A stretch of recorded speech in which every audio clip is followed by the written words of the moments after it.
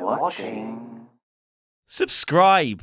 Hey guys, it's SoCal Val for ScreenStalker, and this is the movie news. Everything going on in Hollywood that you need to know about. But before we get started, press the thumbs up button, give us a subscribe, and answer our question of the day. If Taika Waititi was not directing Thor 4, which Marvel movie would you like to see him direct? Let us know in the comments. So you know I love a little bit of hot goss, right? Well, it's my job at ScreenStalker to literally stalk the internet and listen in to everyone's conversations and find out what is super hot at the moment. And right now, what's on everyone's lips is the Kingsman sequel trailer. First up, director Matthew Vaughn has revealed new information concerning the new trailer for his Kingsman film prequel entitled The King's Man. Shedding light on the original organization of Dapper Gentlemen Spies, this trailer introduces us to the two main characters played by Ralph Fiennes and Harris Dickinson. Side note, do not call him Ralph Fiennes, okay? He hates that. And it's not very posh, so just don't. Trust me, it's Rafe. Anyway, Vaughn spoke to Empire Online about the exciting new film and how it varies from the Kingsman films we already know and love, saying, quote, "The theme of the first Kingsman was anyone can be a gentleman. In this film, we have gentlemen, but we also have noblemen. And our point is that noblemen aren't necessarily noble. A gentleman is a code of honor." Vaughn goes on to praise Fiennes for not only possessing great acting chops and comedic timing, but for also kicking total ass in this new film. Voldemort as a war hero? Oh, dude!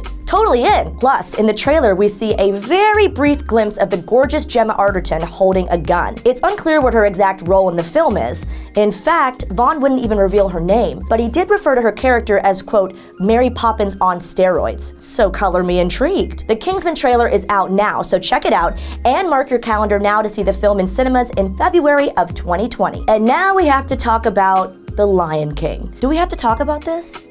Oh man. As y'all know, I am a huge Disney fan, but after the reviews came in for The Lion King, it was clear that even magic fairy dust couldn't save this one. The new live-action remake of The Lion King scored a rotten score of 59% on the unapologetically savage Rotten Tomatoes list. In fact, they're putting the film in the top 10 worst live-action Disney remakes ever, joining the depressing ranks of Alice in Wonderland, The Jungle Book, Dumbo, and even my beloved Aladdin. Now keep in mind, Rotten Tomatoes is run by movie critics, not fans, so the reviews are still coming in from real-life movie-going folks. Okay, in The Lion King's defense, the film had a lot to live up to with the huge worldwide success of the animated version released in 1994. But we'll have to stay tuned. The average fan may love this movie, and it could prove to be a hit with younger audiences. After all, Aladdin, which is also on the Rotten Tomatoes list, has grossed a cool $929 million at the box office. So Simba, you got some catching up to do. Otherwise, this is going to be a catastrophe. Wow! I just love meowing in these videos. I don't know why.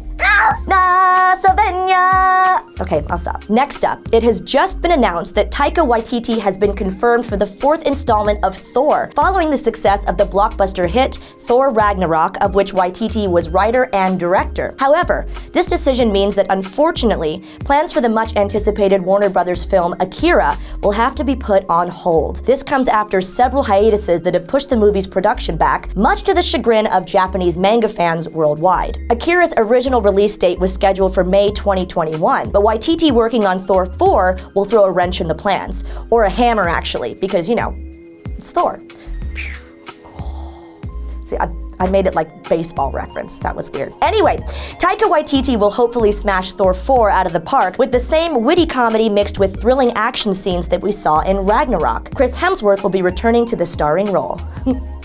Chris Hemsworth. And finally, actually, before I go on, if you have not seen Spider-Man Far From Home, which, first of all, why? It's in cinemas right now and it's awesome, but if you haven't seen it yet, then you may not want to hear this. Consider this an official ScreenStalker's spoiler alert. Oh, wait.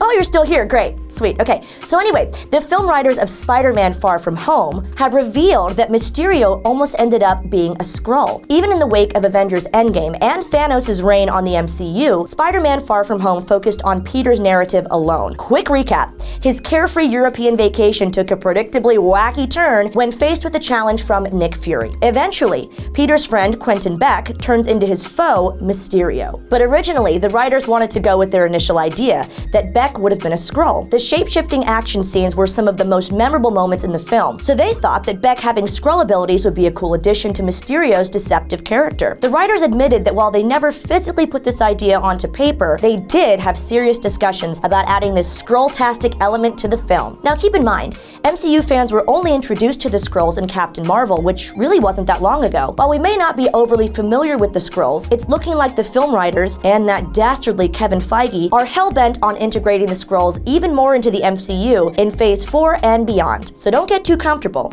You know that Marvel always keeps us on our toes. Now before you go, make sure to click the thumbs up on this video, give us a subscribe, and click that bell icon to enable notifications so you never miss a future episode. For ScreenStalker, I'm SoCal Val. We're watching.